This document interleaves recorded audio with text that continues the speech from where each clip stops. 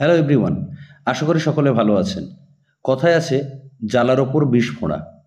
এই মুহূর্তে 2016 সালের এসএসসির প্যানেলভুক্ত বৈধ বা যোগ্য চাকরিহারাদের মাথা ব্যথার সবচেয়ে বড় কারণ হলো অবৈধদের মুচলেকার বিষয়টি। মুচলেকার বিষয়টি নিয়ে সকলে এত বেশি চিন্তিত দেখে মনে হচ্ছে এই মুচলেকাই যেন সব সমস্যার সমাধান করবে। কিন্তু প্রশ্ন হলো, সত্যি কি তাই?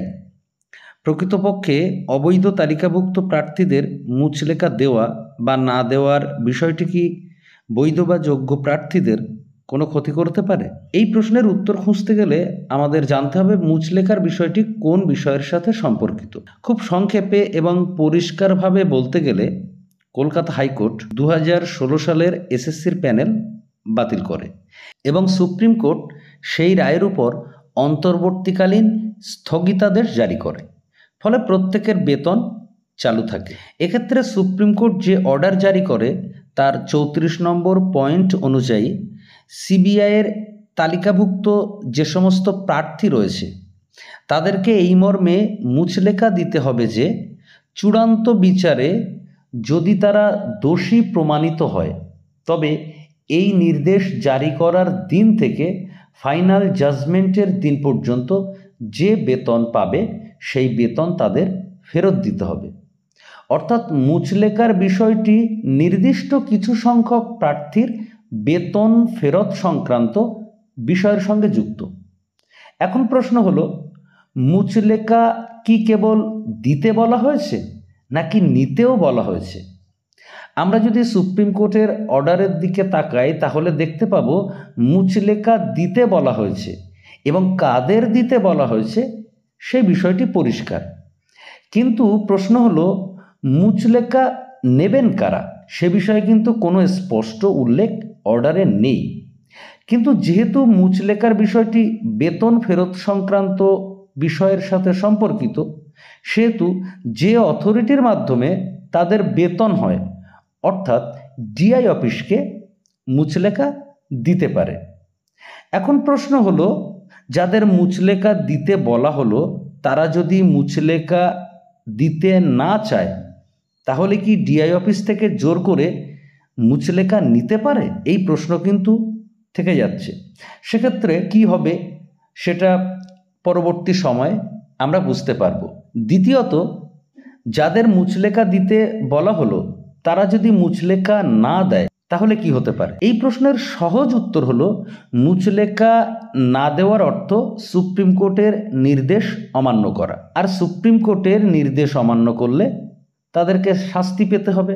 অর্থাৎ সুপ্রিম কোর্ট সেক্ষেত্রে তাদেরকে যে শাস্তি দেবে সেই শাস্তি কিন্তু তারা ভোগ করতে বাধ্য। এখন তারা যদি মুচলেকা দিতে না চান তাহলে বৈধ প্রার্থীদেরকে কিছু করার আছে? এক্ষেত্রে আমার মনে হয় বৈধ প্রার্থীদের কিছু করার নেই। তাছাড়া মুচলেকা দেওয়ার বিষয়টি যেহেতু বৈধ প্রার্থীদের সঙ্গে সম্পর্কযুক্ত নয় সেহেতু এই বিষয়টি সামগ্রিকভাবে সুপ্রিম কোর্টের রায়ের উপর এমন কোনো প্রভাব ফেলবে না যার দ্বারা বৈধ প্রার্থীদের ক্ষতি হতে পারে। বৈধ প্রার্থীদের একটা বিষয়ে মাথায় রাখা দরকার, তাদের চাকরি থাকার বিষয়টি নির্ভর করছে কেবলমাত্র সেগ্রিগেশনের উপর। অর্থাৎ এসএসসি যদি বৈধ এবং অবৈধদের মধ্যে সেগ্রিগেট করতে পারে তাহলে কিন্তু বৈধদের চাকরি বহাল থাকবে। আর এক্ষেত্রে এসএসসির তরফ থেকে যেহেতু বলা হচ্ছে যে সুপ্রিম কোর্ট যে পদ্ধতিতে বৈধ এবং অবৈধদের মধ্যে সেগ্রিগেট করতে বলবে সেই পদ্ধতিতে তারা সেগ্রিগেট করতে প্রস্তুত আছে। এখন প্রশ্ন হচ্ছে, এসএসসি তো এটা বলছে যে প্রস্তুত আছে, তারা কি পরবর্তীকালে সুপ্রিম কোর্টের নির্দেশ অনুযায়ী ঠিকঠাকভাবে সেগ্রিগেট করতে পারবে? এক্ষেত্রে আমার মনে হয় যদি সেগ্রিগেট করার পদ্ধতি তাদের কাছে থাকে বা সেগ্রিগেট করার ওয়ে যদি তাদের কাছে থাকে তাহলে সুপ্রিম কোর্ট দায়িত্ব নিয়ে এসএসসিকে দিয়ে সেগ্রিগেট করিয়ে নেবে। সেই জন্য 16ই জুলাইয়ের আগে বিভিন্ন বিষয় নিয়ে অযথা দুশ্চিন্তা করার কোনো কারণ আছে বলে আমার মনে হয় না। এক্ষেত্রে বৈধ বা যোগ্য প্রার্থীদের একটাই কাজ করার আছে, সেটা হলো যেহেতু এই মামলার নিষ্পত্তি হবে সুপ্রিম কোর্টের এখতিয়ারে, সেহেতু আইনি লড়াইটা যত বেশি জোরদার বা স্ট্রং করা যেতে পারে তত বেশি কিন্তু যোগ্য প্রার্থীদের সুবিধা হবে। সেই জন্য আইনি বিষয় কতটা জোরদার করা যেতে পারে বা স্ট্রং করা যেতে পারে সেই বিষয়টি নিয়ে তাদের এই মুহূর্তে চিন্তা ভাবনা করা উচিত।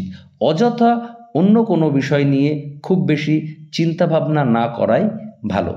সকলে ভালো থাকুন, সুস্থ থাকুন, ধন্যবাদ।